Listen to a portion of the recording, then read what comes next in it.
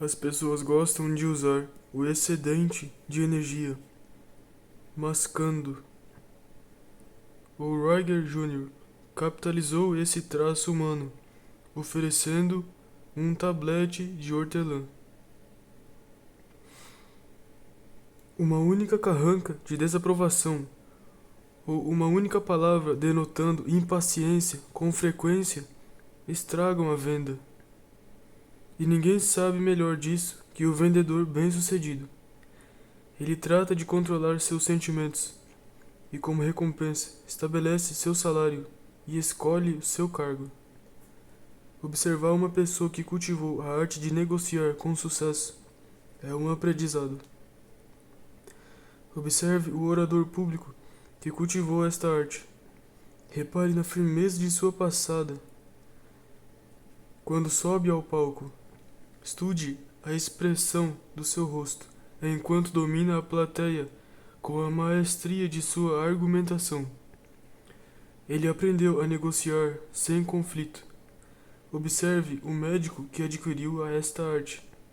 Quando entra no quarto e cumprimenta o paciente enfermo com um sorriso. Seu porte, tom de voz, o semblante de segurança, tudo o distingue como alguém que cultivou a arte da negociação bem-sucedida. E o paciente começa a se sentir melhor no momento em que tal médico entra no quarto. Observe o capataz que cultivou esta arte. Observe como sua simples presença estimula seus homens a se esforçar mais e inspira confiança e entusiasmo. Observe o advogado que cultivou esta arte. Observe como ele tem o respeito e a atenção do tribunal, do júri e dos colegas advogados. Existe algo no tom de voz, postura do corpo e expressão do rosto que faz com que os oponentes sofram com a comparação. Ele não só conhece o caso, como convence o tribunal e o júri de que conhece. Como prêmio, ganha seus casos e cobra vultosos honorários adiantados. E tudo isso baseado em autocontrole. E autocontrole é resultado do controle do pensamento. Coloque deliberadamente em sua mente o tipo de pensamento que deseja. Mantenha de fora os pensamentos de sugestão alheia e você se tornará uma pessoa de autocontrole. O privilégio de estimular sua mente com sugestões e pensamentos de sua escolha é uma prerrogativa concedida pela providência divina. E se você exercitar esse direito sagrado, não há nada dentro dos limites do razoável que você não possa atingir. Perder a cabeça e com ela seu caso, argumento ou venda, marca você como alguém que ainda não se familiarizou com os fundamentos que embasam o autocontrole, sendo o principal deles o privilégio de escolher os pensamentos que dominam a mente. Um de meus alunos, certa vez, perguntou como controlar os pensamentos quando em estado de raiva intensa. E eu respondi, da mesma maneira que você mudaria os seus modos e o tom de voz se estivesse em uma discussão acalorada com um membro da família e ouvisse a campainha da porta anunciando a chegada de alguém. Você se controlaria porque desejaria fazer isso. Se você já esteve numa enrascada semelhante, quando sentiu necessidade de encobrir os verdadeiros sentimentos e mudar a expressão facial rapidamente, sabe a facilidade com que isso pode ser feito e também sabe que pode ser feito quando se quer que seja feito. Por trás de toda conquista, por trás de todo autocontrole, por trás de todo controle do pensamento, existe aquela coisa mágica chamada desejo. Não é nenhuma distorção dos fatos dizer que você é limitado somente pela profundidade dos seus desejos. Quando seus desejos são fortes o suficiente, parece que você possui poderes sobre-humanos para realizá-los. Ninguém nunca explicou esse estranho fenômeno mental, e talvez ninguém jamais explique. Mas, se duvida disso, basta experimentar e se convencer. Se você estivesse em um prédio em chamas e todas as portas e janelas estivessem fechadas, é provável que arranjasse força suficiente para conseguir arrebentar uma porta por causa do intenso desejo de se salvar. Se deseja dominar a arte de negociar com sucesso, como sem dúvida dominará quando entender sua importância para a conquista do objetivo principal definido. Você conseguirá, desde que seu desejo seja intenso o suficiente. Napoleão desejou tornar-se imperador da França, e foi. Lincoln desejou libertar os escravos, e libertou. Franceses desejaram que eles não passassem no início da Primeira Guerra Mundial, e eles não passaram. Edison desejou produzir luz com eletricidade, e produziu, embora tenha levado muitos anos para fazê-lo. Roosevelt desejou unir o Atlântico e o Pacífico através do Canal do Panamá, e uniu. Demóstenes desejou tornar-se um grande orador público e, apesar do obstáculo de um sério problema de fala, transformou seu desejo em realidade. Helen Keller desejou falar e, apesar de surda, muda e cega, conseguiu. John H. Patterson desejou dominar a produção de caixas registradoras e dominou. Shakespeare desejou tornar-se um grande dramaturgo e, apesar de ser apenas um ator itinerante pobre, fez seu desejo tornar-se realidade. Billy Sunday desejou parar de jogar beisebol e se tornar um grande pregador, e conseguiu.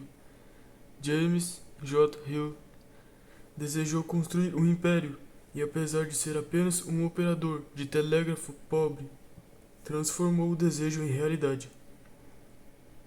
Não diga que não dá para fazer, ou que você é diferente desses e de outros milhares que alcançaram sucesso digno de nota em todos os campos de trabalho. Se você é diferente, é apenas o seguinte: eles desejaram o objetivo de suas conquistas mais profunda e intensamente do que você deseja o seu. Plante em sua mente a semente de um desejo construtivo, tendo o seguinte credo como base do seu código de ética: desejo estar a serviço dos meus companheiros ao longo da jornada da vida. Para tanto, adotei este credo como guia a seguir ao lidar com meus companheiros. Treinar-me para nunca, sob quaisquer circunstâncias, apontar falhas em qualquer pessoa, não importa o quanto eu possa discordar dela ou o quanto seu trabalho seja inferior, desde que eu saiba que ela está, sinceramente, tentando fazer o seu melhor. Respeitar meu país, minha profissão e a mim mesmo. Ser honesto e justo com os meus companheiros, como espero que sejam honestos e justos comigo. Ser um cidadão leal a meu país, falar dele com louvor e agir sempre como um defensor digno de seu bom nome. Ser uma pessoa cujo nome é respeitado em toda parte. Basear minhas expectativas de recompensa em uma fundação sólida de serviços prestados. Estar disposto a pagar o preço do sucesso com esforço honesto. olhar para o meu trabalho como uma oportunidade a ser agarrada com alegria e aproveitada ao máximo, e não como uma labuta dolorosa a ser aturada com relutância. Lembrar que o sucesso reside dentro de mim, em meu próprio cérebro. Prever dificuldades e abrir caminho através delas. Evitar todas as formas de procrastinação e nunca, sob quaisquer circunstâncias, adiar para amanhã qualquer tarefa que deva ser feita hoje. Finalmente, aproveitar das alegrias da vida, de modo que possa ser cortês com os homens, fiel aos amigos, verdadeiro a Deus. Ser como uma fragrância pelo caminho que eu trilhar.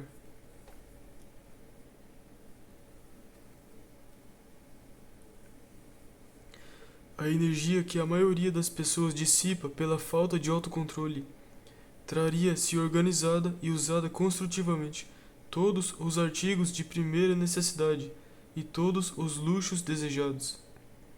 O tempo que muita gente gasta fofocando sobre outros seria, se controlado e direcionado construtivamente, suficiente para atingir o objetivo principal definido, se tal objetivo existisse. Todas as pessoas de sucesso têm notas altas de autocontrole. Todos os fracassados têm notas baixas, geralmente zero. Nessa importante conduta humana, estude o quadro de análise comparativa da lição 1 e observe as notas de autocontrole de Jesse James e Napoleão. Estude aqueles ao seu redor e observe que todos os bem-sucedidos exercitam o autocontrole, enquanto os fracassados permitem que seus pensamentos, palavras e ações corram à solta. Uma forma de falta de autocontrole muito comum e destrutiva é o hábito de falar demais. As pessoas de sabedoria que sabem o que querem e estão empenhadas em consegui-lo, vigiam suas conversas cuidadosamente. Não existe ganho com uma quantidade de palavras indesejadas, descontroladas e proferidas a esmo. Quase sempre é mais lucrativo ouvir do que falar. Um bom ouvinte pode muitas vezes ouvir algo que se somará ao seu estoque de conhecimento. É preciso autocontrole para se tornar um bom ouvinte, mas os benefícios a serem obtidos valem o esforço. Não deixar a outra pessoa falar é uma forma comum da falta de autocontrole, que não só é rude, como priva aqueles que fazem isso de novas e valiosas oportunidades para aprender com os outros. Após completar esta lição, você deveria voltar ao quadro de autoanálise na lição 1 e dar outra nota para si mesmo em termos de autocontrole. Talvez queira reduzir sua nota anterior. Autocontrole é uma das características marcantes de todos os líderes bem-sucedidos que analisei enquanto acumulava material para esse curso. Luther Burbank diz que, na opinião dele, autocontrole era a mais importante das leis do sucesso. Durante todos os seus anos de paciente estudo e observação do processo evolutivo da vida vegetal, ele descobriu ser necessário exercitar a faculdade do autocontrole, mesmo enquanto lidava com vida inanimada. O naturalista John Burroughs disse praticamente a mesma coisa. Para ele, em termos de importância, o autocontrole estava perto do topo da lista das leis do sucesso. O homem que exercita autocontrole completo não pode ser permanentemente derrotado, como Emerson afirmou tão bem em seu ensaio sobre compensação, pois obstáculos e oposição derretem-se quando confrontados por uma mente determinada e orientada para uma determinada finalidade, com total autocontrole. Todo homem rico que analisei, aqueles que ficaram ricos por esforço próprio, mostrou tamanha evidência positiva de que o autocontrole era um dos seus pontos fortes, que cheguei à conclusão de que nenhum homem pode esperar acumular grande fortuna e mantê-la sem exercitar essa qualidade.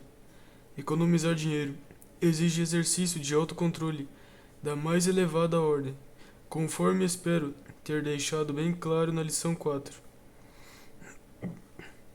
Estou em dívida com Edward W. Book pela vívida descrição a seguir do quanto ele achou necessário exercitar o autocontrole antes de alcançar sucesso e ser aclamado como um dos maiores jornalistas norte-americanos. Porque acredito na pobreza como a experiência mais rica que um menino pode ter. Ganho a vida tentando editar o Ladies' Home Journal. E como o público tem sido muito generoso na aceitação do periódico, uma parte do sucesso logicamente cabe a mim. Por isso, vários dos meus bons leitores nutrem uma opinião que com frequência fico tentando a corrigir. Tentação aqui agora cedo. Meus correspondentes expressam a convicção de formas variadas, mas o seguinte trecho de uma carta é um belo exemplo. É muito fácil para você pregar sobre economia quando não conhece a necessidade disso. Dizer-nos como, usando meu caso de exemplo, devemos viver dentro da renda de $800 anuais do meu marido, quando nunca soube como é viver com menos de milhares de dólares. Já ocorreu a você, nascido em berço de ouro, que esta escrita teórica é bastante fria e fútil comparada à verdadeira luta pela sobrevivência que muitos de nós vivemos dia após dia, ano após ano. Uma experiência que você não conhece? Uma experiência que você não conhece. Pois bem, o quanto os fatos condizem com esta afirmação? Se nasci ou não em berço de ouro, não posso dizer. É verdade que nasci de pais abastados, mas, quando eu tinha 6 anos, meu pai perdeu todos os bens e encarou a vida aos 45 anos de idade em um país estrangeiro, sem dispor nem mesmo dos artigos de primeira necessidade. Existem homens e esposas que sabem o que isso significa. Um homem tentar dar a volta por cima aos 45 anos e em um país estranho. Eu tinha como obstáculo não saber uma palavra de inglês. Fui para uma escola pública e aprendi o que pude. E foi pouco. Os meninos eram cruéis, como os meninos são. Os professores eram impacientes, como os professores cansados são. Meu pai não conseguia encontrar um lugar no mundo. Minha mãe, que sempre teve empregados à disposição, encarou problemas domésticos sobre os quais não tinha conhecimento ou instrução, e não havia dinheiro. Então, depois da escola, meu irmão e eu íamos para casa, mas não para brincar. As horas pós-aula eram para ajudar nossa mãe, e a cada dia mais frágil debaixo dos fardos que não conseguia carregar. Não por dias, mas por anos. Nós dois acordávamos de madrugada no inverno frio e cinzento, quando a cama parece tão quentinha para os meninos, e peneirávamos as cinzas do fogo do dia anterior para procurar pedaços de carvão não queimado, e com o que tínhamos ou conseguíamos encontrar, fazíamos fogo e esquentávamos a sala. Então arrumávamos a mesa para o escasso café da manhã. Íamos para a escola e logo após a escola lavávamos a louça, varríamos e limpávamos o chão. Vivendo em um cortiço com 3 famílias. A cada 3 semanas, tínhamos que limpar os 3 lances de escada do primeiro ao terceiro andar.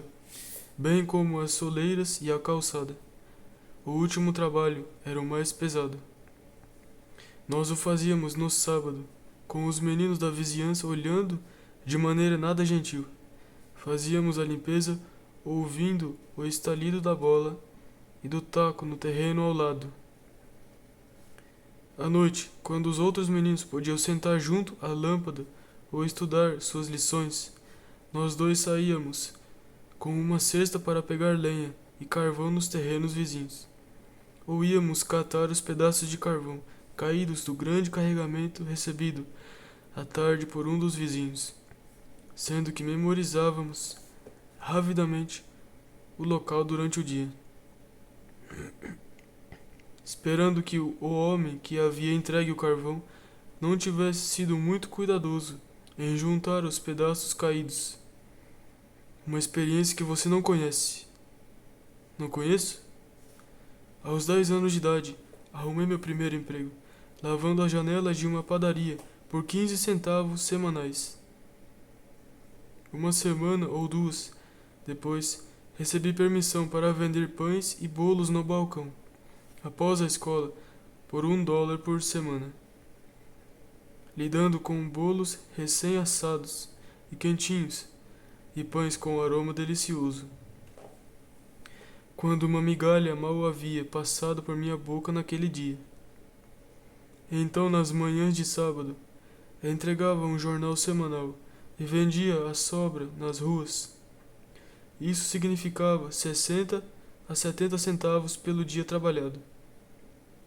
Eu vivia no Brooklyn, em Nova York, e o principal meio de transporte para Coney Island na época eram as carroças. Perto de onde morávamos, as carroças paravam para dar água aos cavalos. Os homens saltavam e tomavam um pouco de água, mas as mulheres não tinham como saciar a sede. Vendo essa falha, peguei um balde, enchi de água e um pouco de gelo, e com um copo ia de carroça em carroça, nas tardes de sábado e domingos, o dia todo, e vendia minha mercadoria por 1 centavo o copo.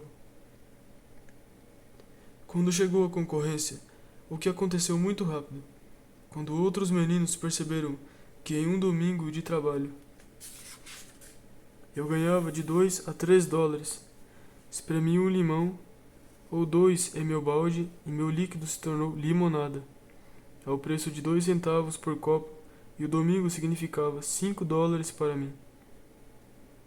Então me tornei repórter à noite, office boy de dia, e aprendi estenografia à meia-noite.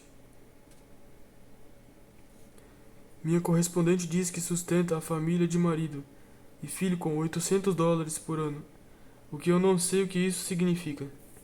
Sustentei uma família de 3, com $6,25 por semana, menos da metade da renda anual dela.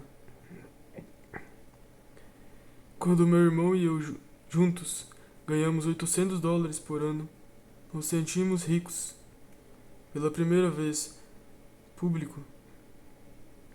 Esses detalhes para que vocês possam saber, em primeira mão, que o editor do Ladies' Home Journal não é um teórico quando escreve ou publica artigos que procuram pregar economia, ou que refletem uma luta corpo a corpo com uma renda pequena ou invisível. Não existe um único passo, 1 centímetro da estrada da pobreza que eu não conheça ou não tenha experimentado. E tendo experimentado cada pensamento, cada sensação e cada dificuldade que aparecem para aqueles que viajam por essa estrada, digo hoje que me rejubilo com todo o menino que passa pela mesma experiência. Não estou descontando ou esquecendo uma única aflição das agudas privações que essa luta significa.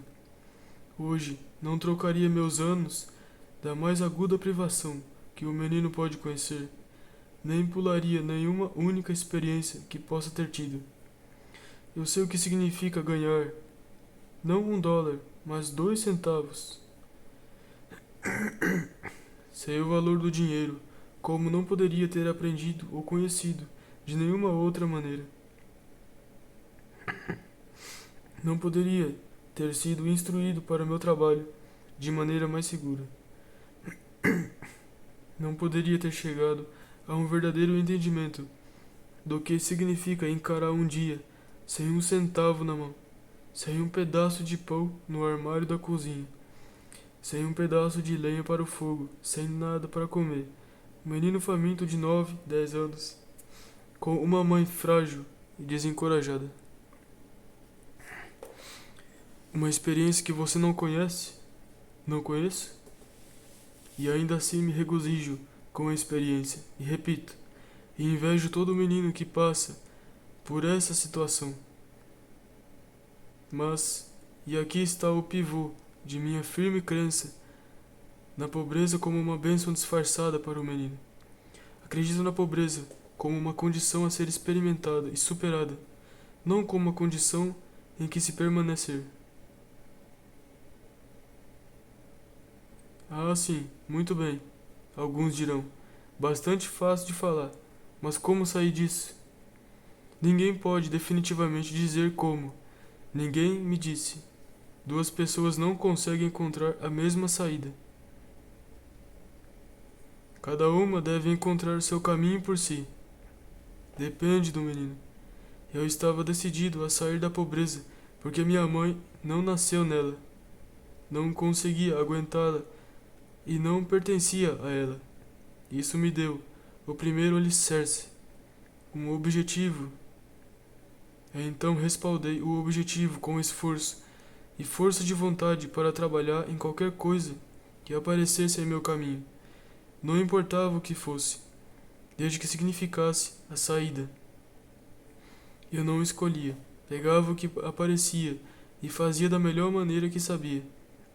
E quando não gostava do que estava fazendo, ainda assim fazia bem, mas não continuava quando não precisava mais. Usei cada degrau da escada como um apoio para o próximo degrau.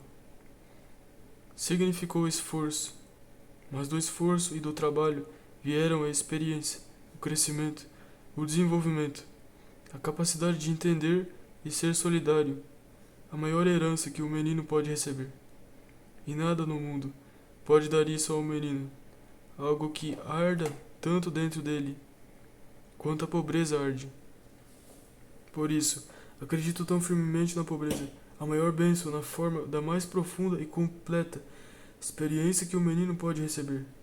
Mas repito, sempre com a condição de sair dela, não de permanecer. Nossas dúvidas são traidoras e nos fazem perder o bem que com frequência poderíamos ganhar, por medo de tentar. Shakespeare.